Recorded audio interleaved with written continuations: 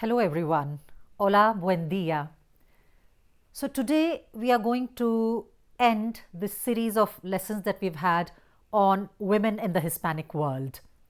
Today we are going to talk about the women characters that have appeared in the Spanish literature through the ages. You would agree with me when I say that the characters of books can often become our faithful imaginary friends. Falling in love, identifying or detesting them is part of this journey of the alchemy of creation. Pages, ink, words, recreation, and sensation. So, in this lesson, we are bringing to you the stories of women from Hispanic world in order to familiarize you with the history and culture of Spain and Latin America. But this lesson, as I told you, is slightly different. We bring to you not real women. We are going to bring to you fictional characters, women created by great writers, women from the classics that we read from the Spanish speaking regions. And in this particular case, I'm going to focus on Spanish literature through the beginning, through the 12th century, the very first classics to, let's say, the 20th century. These women too are capable of coming out of the pages of the books and staying forever in our lives. Literary characters are created both by their authors and by the mental recreation that we reproduce as readers. In fact, I would say that it is a shared imagination. They become a small or a big part of us, and sometimes we remember them forever. Women are the main nucleus in the social structure of any society. They play an important role as teachers, educators, and transmitters of cultural values and social values. So, in this lesson, we want to present the vision that we have of women in the classics of Spanish literature, because literature is one of the main means of preserving historical memories, and these women characters speak to us through history. One of the earliest works of Spanish literature is El Cantar del Mío Cid. It's an epic poem which dates back to, I think, the 12th century, and the Cid actually is a historical character of the 12th century. He was Rodrigo Diaz de Vivar. He's believed to have been born sometime around the year 1040 and died in 1099. He was a Castilian nobleman and a military leader of medieval Spain, and the poem is about his banishment from the kingdom by the king on unjust charges, and the entire travail and the journey of El Cid Campeador to win back his honor. Cid's wife was Doña Ximena, and she is one of the first women characters of Spanish literature. Doña Ximena, the wife of Cid, is one of the women characters of Spanish literature, though in the Song of the Cid, she has a very minor role. She is the wife who waits patiently for the return of her husband, who, as I told you, has been banished from the kingdom by the king. She speaks very little in the poem, and Rodrigo shows himself as a faithful husband and a lover of his family, and Ximena is kind of a model of the women of those times. She stays in the background. The other women characters in this epic poem are the daughters of the Cid. Of course, they are much more interesting because they are going to be treated violently by their husbands, and they will plead for death to overcome the shame of dishonor. However, there have been some modern representations of Doña Ximena. For example, the great Spanish playwright Antonio Gala, one of the very well-known playwrights of the second half of the 20th century, he has this theatrical work called Anillos para una dama. In English, it would be Rings for a Lady, and it was staged in 1973. And the play kind of recreates the Cantar del Mío Cid, the poem of Cid, where we find a strong Ximena who's tired of being always alone. Well, the medieval Spain was also the time of Arab rule, especially in the south of Spain. The Arabs were in Al-Andalus from 711 AD to 1492 AD, and for nearly 800 years, Al-Andalus was a land of meeting of cultures. Arabs, Jews, and Christians mingled and coexisted with full integration in a multicultural society. A society where sometimes clashes arose between the different groups, but one that gave rise to a multifaceted cultural space of art, literature, painting, and Andalusian poetry is the product of the union of these three cultures.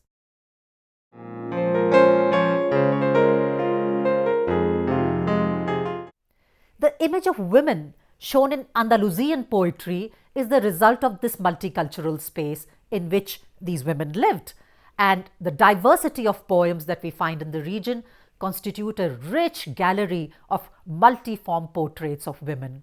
In fact, there were some very well-known women poets also who wrote extensively in Al-Andalus. Of course, they wrote in Arabic, and perhaps the most celebrated Andalusian female poets of medieval Arabic literature is Hafsa bint al-Hajj, who was born in Granada in the year 1135. And she's really one of the most well-known, though there were many others. She's called the Pearl of Granada, and in pet name Raconia, which means the Pearl of Granada. And she was a daughter of a Berber noble and lived in her childhood in the city where she was born. And she, is one of the very, very well-known women poet, a wise woman, and there were several of them, as I say. So after medieval Spain, we come to the 14th century, and of course the 14th century, the two attitudes towards women were misogyny on one hand and idealization on the other, courtly love and so on and so forth. In the end of 15th century, we come across one of the most famous works of Spanish literature, La Celestina. It's a work of an era of changes. The 15th century was the transition from feudalism to capitalism, and La Celestina kind of reflects this change. It was published in 1499 and written by Fernando de Rojas. It is a work that explains quite well the social changes and the changes in the way of thinking in Spain at the end of the Middle Ages. The most interesting characters are all women. La Celestina, she's an old woman who is engaged in arranging matches, love matches between rich young men and women. And Melibea, who's the rich maiden who will fall in love with Callisto, a rich and somewhat crazy boy. And then we have Areusa and Alicia, who help Celestina in this work of hers. If you look at Melibea, she's a vehement woman. She goes from resistance to absolute surrender to Callisto. And in the work, she's shown as a victim of blind passion because it is inculcated in her through Celestina's spell. And the only thing that would go wrong is the death of Callisto, which leaves her in a kind of a delicate moral position. And finally, she commits suicide after explaining to her father what has happened. The story, as you can see, is very similar to Romeo and Juliet, but La Celestina is much stronger. There are several adaptations of La Celestina. It has been taken to cinema, taken to theatre, of course. And in fact, in cinema, it is the very well-known famous Spanish actress Penelope Cruz who has played Melibea. And there's always been great interest in this work because it is a work of very contemporary and universal theme. It deals with love between young people. Well, we now move on to the great classic, not only of Spanish literature, but of entire modern European literature, and one would say world literature, and that is Don Quixote de la Mancha, Don Quixote. And as we have said, it is a masterpiece of the European novel. It's considered the first modern European novel. Now, those of you who are familiar with the work would remember that Don Quixote's lady love is a woman called Dulcinea. The most important female character is, however, not Dulcinea del Toboso. She's just presented as a fictional woman in the imagination of Don Quixote, who barely appears in the novel. And there are many other women in the novel who are really full of personality. If you look at the creation of Dulcinea's character, Don Quixote has just invented a lady to dedicate his adventures to.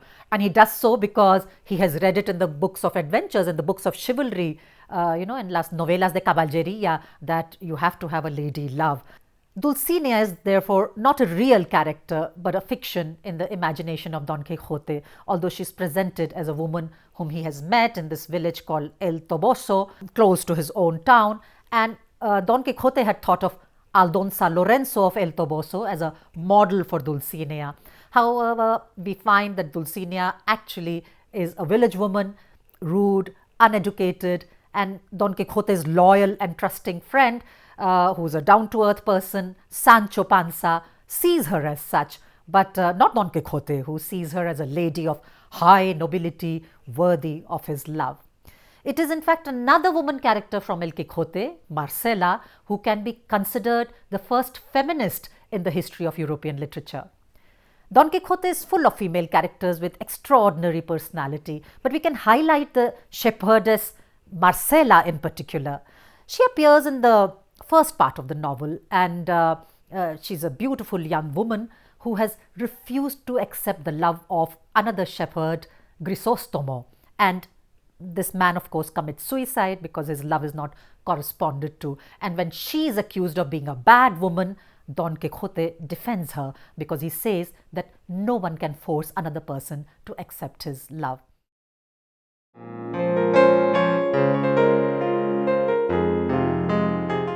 I'll just read out a small passage from Don Quixote when Marcela is talking about her decision to be alone and not be attached to any man. And she says, Yo nací libre, y para poder vivir libre, escogí la soledad de los campos.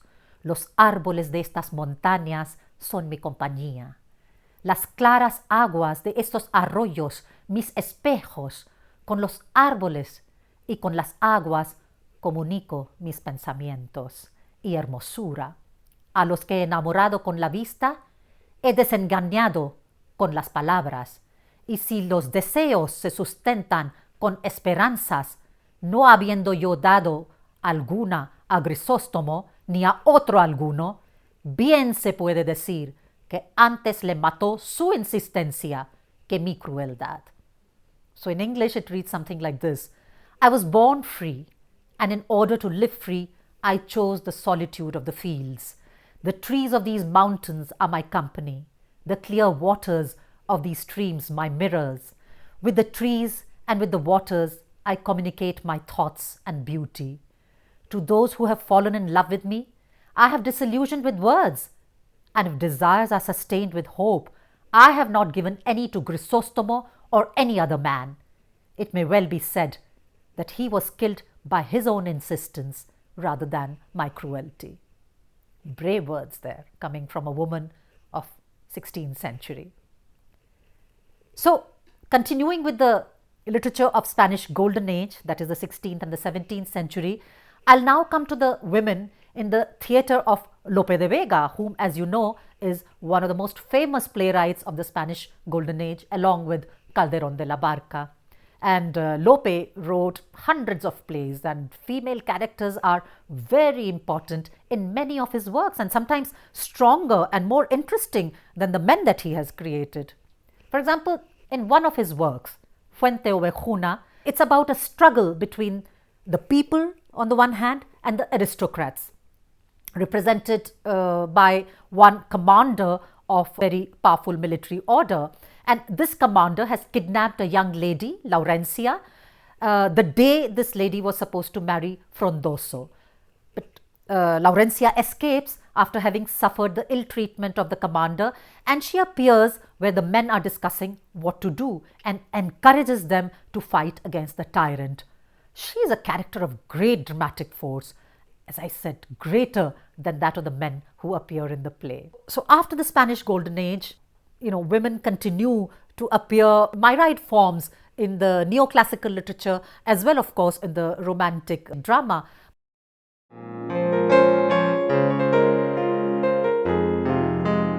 But I'd like to come to one of the big figures of Spanish literature of the late 19th century, and that is Benito Pérez Galdós. Benito Pérez Galdós is perhaps the biggest representative of the realist novel of the 19th century, not only in Spain but in Europe, and one of the most important writers in the Spanish language. He wrote novels in which female characters are full of strength and interest. Many believe that he would have become a Nobel Prize winner, but some Spanish politicians and writers prevented him because they did not like his political ideas. Fortunata y Jacinta. Fortunata and Jacinta is one of his best novels. It is in fact about the two women mentioned in the title. Fortunata, who is a poor woman and who lives in difficult circumstances, and Jacinta, who is a rich woman and a defender of the social order. The other 19th century novel with a woman protagonist is La Regenta, or the Regent or the Presidentes, by the other very well known realist novelist writer who is Leopoldo Alas Clarín. La Regenta is a story which is set in the provincial town of Vetusta. Actual history is Oviedo in the north of Spain. There lives this woman called Ana Osores, who is from a noble family which has fallen into economic ruin. So Ana is married off to Don Victor in a marriage of convenience, and her life is kind of shown as torn between loneliness and boredom. She's a withdrawn woman.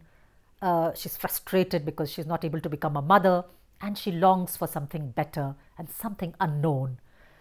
La Regenta is considered one of the best European novels of the 19th century, and in fact it was adapted for a highly successful television series which was done by the Spanish television. After the 19th century, these very strong women who appear in the realist novel, I'd like to bring to you the women which have been created by the famous poet Federico García Lorca. As you would know, Federico García Lorca was born in the south of Spain, in Granada. He was born in 1898 and he died in 1936. So he's not only a poet of the generation of 27, he's also a playwright and a prose writer. Basically, he's also known for his dexterity in many other arts. He, in fact, during the Spanish Republic, took theatre to every nook and corner of Spain. He was, of course, one of the prominent members of the Generación del 27, the generation of 27, and he's a poet of great influence and popularity in Spanish literature of the 20th century. As a playwright, for example, he's considered one of the zenith, one of the peaks of Spanish theatre of the 20th century, along with Valle Inclán and Antonio Buero Vallejo. He died after he was executed by the military rulers just at the outbreak of the Spanish Civil War in 1936. Several of his plays have women characters. I'll bring you some of them, and I'd like to begin with Mariana Pineda, which was Lorca's first success in theatre and was played out in 1925. It tells the story of a Granada folk heroine, Mariana Pineda, who was a real historical person. She was executed in 1831 under the reactionary regime of the King Fernando VII, Ferdinand VII, for embroidering a liberal flag. She embroidered the words igualdad, libertad y ley, equality, liberty and law, and she refused to betray her lover. So Lorca must have read this read this story or heard the story through popular Andalusian ballads, and nearly a century later he turns it into a play. Another one of his best works is The House of Bernarda Alba, La Casa de Bernarda Alba. This play is known because it has only women characters. So there's this authoritarian mother and her daughters and a crazy old grandmother. So the authoritarian mother is Bernarda, the house of Bernarda Alba. She does not leave her 5 daughters free, and there is this other very strong character, which is the old and sensible maid Poncia, who soon realizes the problems of the house. And these, of course, are two magnificent characters of Spanish theatre. I could, of course, go on, but I'd leave you all with this much in order that you yourself discover how women have been portrayed in Spanish literature of the 20th century and of our times. These were just some of the Spanish classics that we would urge you to familiarize yourself with. The 20th and 21st century Spanish literature is equally rich in the gamut of interesting characters that it presents to us.